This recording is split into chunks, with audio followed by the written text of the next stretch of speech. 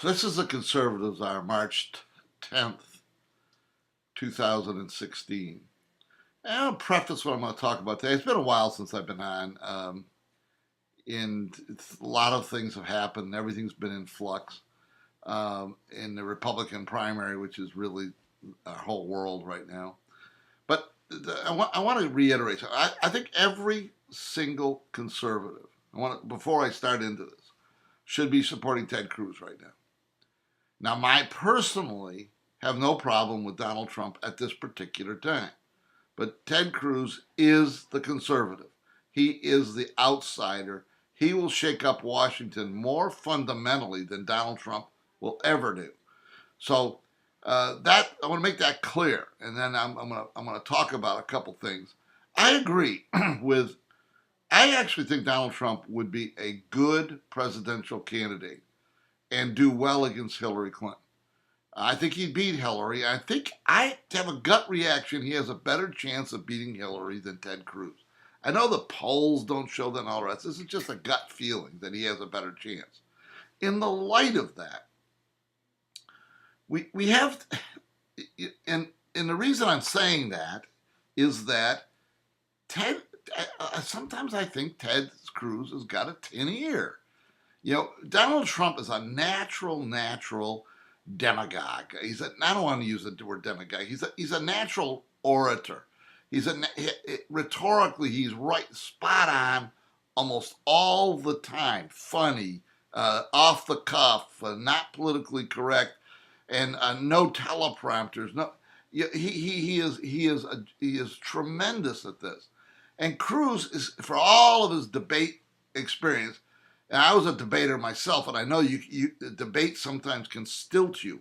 You don't have that. It's a very structured, formal process that kind of constrains you rhetorically. And that's the way I feel about Cruz. He's constrained rhetorically. And this little thing that came out this morning is a perfect example where he is trying to talk about Trump. He's talking about Trump voters as being undereducated and uninformed. You have to be an idiot to talk like that. I mean, honest, it's horrible stuff. And Cruz does this stuff. Now, compared to Trump's off the wall stuff, it doesn't compare. But still, when I look at the two candidates, as campaigners, I think Trump is a better campaigner. I think he'll do better against Hillary. Now, the big point behind that, I've said this over and over again for years, I don't care about winning. I don't even, we'll go into later why the Hillary elected as president is not a horrible thing for us. It's very bad, but there are some benefits to it. And we shouldn't look at it as if it's the end of the world. That's just the wrong way to look at it. I am not so much interested in winning as having a candidate who goes out there and talks the issues, debates the issues in the public forum, defends the pro-life movement, defends Christianity, defends morality, defends capitalism, defends the Constitution. And there's no question, there is absolutely no question, none, that Ted Cruz can do this better than anyone else. He's almost a perfect candidate from the perspective of getting the message out. He might not win, but at least we have a debate in a public forum about important issues defended and articulated by a true conservative. In many respects, it could be like Goldwater. Goldwater took these issues to the public square, lost. The issue stayed in the public square. The issue stayed for generations, and so I'm a 100% Cruz supporter because he is a perfect candidate. Now I want to go back to Trump for a second. The attacks on Trump, mainly by the Republican establishment, are almost all, and especially by conservative establishment, I'll go into that in a minute, have almost all been ridiculous attacks. Terrible text. I want to highlight two. One of them is this KKK thing. This is a non-issue, 0000 issue, and yet Republican establishment figures keep bringing it up as a legitimate attack on Donald Trump. It is not a legitimate attack.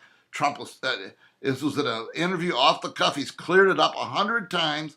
Donald Trump gives hundreds of interviews, and people are taking an interview that lasted an hour, taking a sentence fundamentally out of context and making an issue about it. The KKK thing is a zero. And I can understand Hillary and the left bringing it up because they want to attack us on racism all the time. But for Republican establishment figures to bring it up, it is horrendously bad. And now we have this flap about Donald Trump and Islam. Anyone who looks at 2 minutes of the interview, starting with the statement by Trump, Islam hates the United States, hates us.